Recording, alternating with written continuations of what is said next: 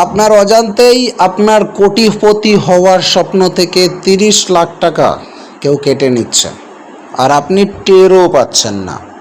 ভাবুন তো। সবাই বলে এসআইপি করো, বড়লোক হও, কিন্তু কেউ এই গোপন কথাটা বলে না যে কোন এসআইপিতে আপনার পকেট কাটা যাচ্ছে, মিউচুয়াল ফান্ড নাকি ইটিএফ। আজকের ভিডিওটা পুরো দেখলে আপনার ইনভেস্টিংয়ের চশমা চিরতরে বদলে যাবে, কথা দিলাম। ধরুন আপনি আর আপনার বন্ধু দুজনেই মাসে 15,000 টাকা করে জমাচ্ছেন। টার্গেট ঠিক 20 বছর, দুজনেরই সেম।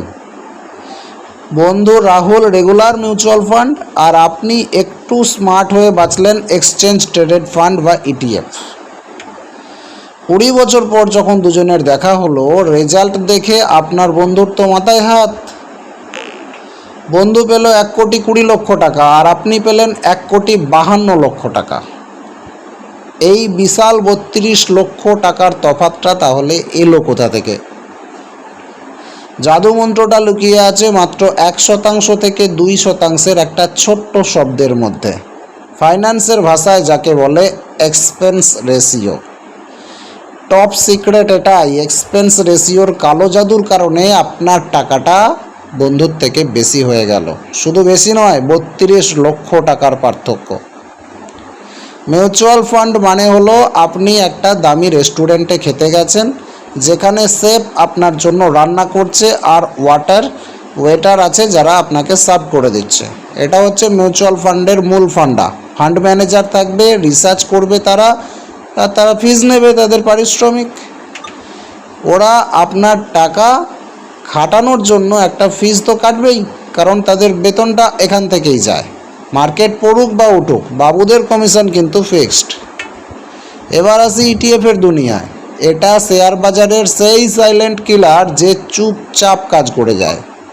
এখানে কোনো শেফ থাকে না বা ওয়েটার থাকে না, এটা হলো সেলফ সার্ভিস বুফে। আপনি নিজেই নিচ্ছেন, নিজেই খাচ্ছেন, তাই এখানে কাউকে বেতন দেওয়া লাগছে না, তাই এখানে খরচ একদম কম, একদম কম। ইটিএফ কিভাবে কাজ করে? কোনো ম্যানেজার থাকবে না, সরাসরি ইন্ডেক্সকে কপি করবে, ফিজ একদম জলের দরে। দেখতেই পাচ্ছেন তফাৎটা। এই সামান্য 1% একটা হেরফের দীর্ঘমেয়াদে আপনার কয়েক লক্ষ টাকা গিলে খেয়ে ফেলছে। মিউচুয়াল ফান্ডে ম্যানেজার নিজের বুদ্ধি লাগায় মার্কেটকে বিট করার জন্য, কিন্তু সত্যিটা শুনলে আপনি চমকে যাবেন। হ্যাঁ, বড় বড় ডিগ্রিধারী ম্যানেজাররাও দিনের শেষে নিফটি 50কে হারাতে হিমশিম খেয়ে যায়। এটাই হচ্ছে কঠিন বাস্তব। 85% লার্জ ক্যাপ ফান্ড মার্কেটকে হারাতেই পারে না, আর ইটিএফ শুধু চুপচাপ নিফটি বা সেন্সেক্সকে কপি করে যায়। কোনো ব্রেন খাটানোর দরকারই নেই, জাস্ট বাজারের সাথে চলো। দাঁড়ান, ইটিএফে সব যে ভালো তা কিন্তু নয়। এর একটা ছোট্ট জ্বালাতনও কিন্তু আছে, যেটা অনেকে আবার বলে না। মিউচুয়াল ফান্ডে ব্যাংক থেকে অটোমেটিক টাকা কাটে, কিন্তু ইটিএফে আপনাকে নিজে ব্রোকার অ্যাপ খুলে প্রতি মাসে কিনতে হবে। এটা ইটিএফের মূল সমস্যা। ডিম্যাট অ্যাকাউন্ট মাস্ট, মিউচুয়াল ফান্ডের ডিম্যাট অ্যাকাউন্ট বাধ্যতামূলক নয়। 1 নম্বর সমস্যা, ব্রোকারেজ চার্জ লাগে। ইটিএফে ব্রোকারেজ চার্জ লাগে, ডিম্যাট অ্যাকাউন্ট খুললেই ব্রোকারেজ চার্জ লাগবে।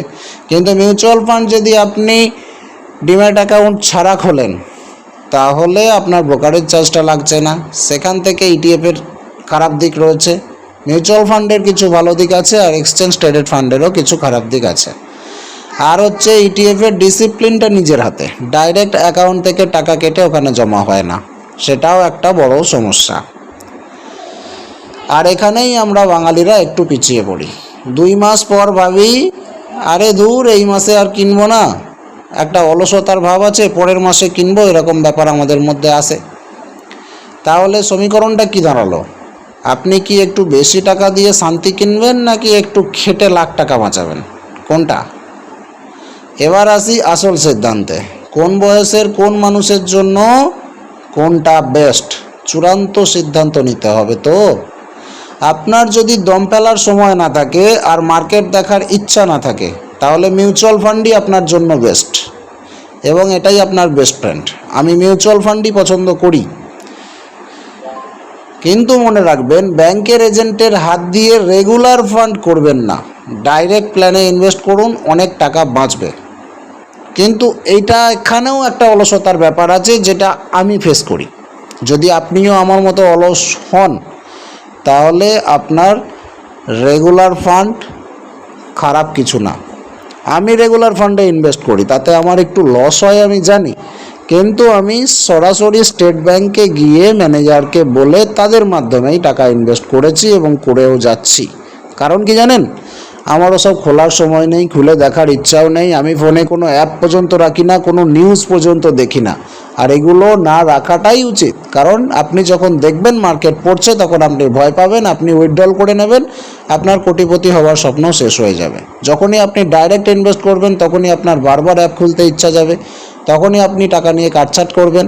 সেই জন্য আপনার রেগুলারে ইনভেস্ট করে দেওয়া ভালো। আমার হয়তো 0.5% টাকা কম পাবো ভবিষ্যতে যখন আমি উইথড্রল করব, কিন্তু আমার টাকাটা কম্পাউন্ডিং হবে ভালো, ব্যাংকের হাত ধরে হবে, তাতে আমার কোনো রকম চাপ থাকবে না, টেনশন থাকবে না। এবং আমি যদি মারাও যাই, তাহলে আমার গিন্নিকে বা আমার নমিনিকে বেশি ছোটাছুটি করতে হবে না, ওরা ব্যাংকে গিয়ে ফোলিও নাম্বারটা দেখালেই টাকাটা সরাসরি উইথড্রল করতে পারবে।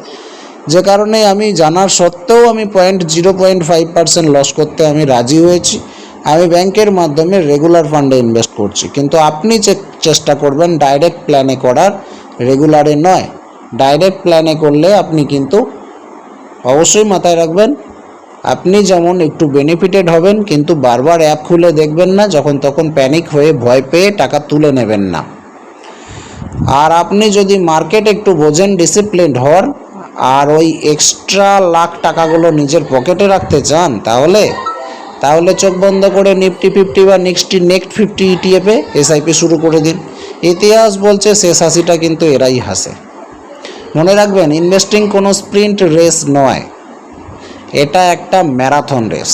যে যত কম লাগেজ নিয়ে দৌড়াবে, সে তত বেশি দূর যেতে পারবে। আজকের শিক্ষা এটাই, খরচ বাঁচান, দীর্ঘমেয়াদে ভাবুন, আর ডিসিপ্লিনড রাখুন। এবার সিদ্ধান্ত আপনার, আপনি কি সেফকে টাকা দেবেন, নাকি নিজেই নিজের ফাইন্যান্সের সেলফ সার্ভিস কিনবেন। কিন্তু একটা বিষয় অবশ্যই মাথায় রাখবেন, নিজেই নিজের সেলফ সার্ভিস কিনতে গিয়ে বাঙালির অলসতাটা সবসময় আড়ে আসে। ডাইরেক্ট ব্যাংক অ্যাকাউন্ট থেকে টাকা কাটানোটা কিন্তু খুবই ভালো, কারণ না হলে আপনি করব ভেবে টাকা খরচা করে ফেলবেন, আর করাই হয়তো হবে না। শেষকালে 0.5% বা 1% বাঁচাতে গিয়ে দেখা গেল আপনার অনেক বেশি লস হয়ে গেল, সময় মতো টাকা ইনভেস্ট না করে খরচা করে ফেলার জন্য। এই বিষয়টা অবশ্যই মাথায় রাখবেন। আপনি বর্তমানে কিসে এসআইপি করছেন, মিউচুয়াল ফান্ড নাকি ইটিএফ? নিচে কমেন্ট করে আপনার স্ট্র্যাটেজিটা লিখে জানান, দেখি কার বেশি বুদ্ধি। ভিডিওটা ভালো লাগলে লাইক করে সাবস্ক্রাইব বাটনটা ফাটিয়ে দিন। পরের ভিডিওতে কোন টপিকের পোস্টমর্টম চাইছেন, সেটাও কমেন্ট করে জানাতে ভুলবেন না।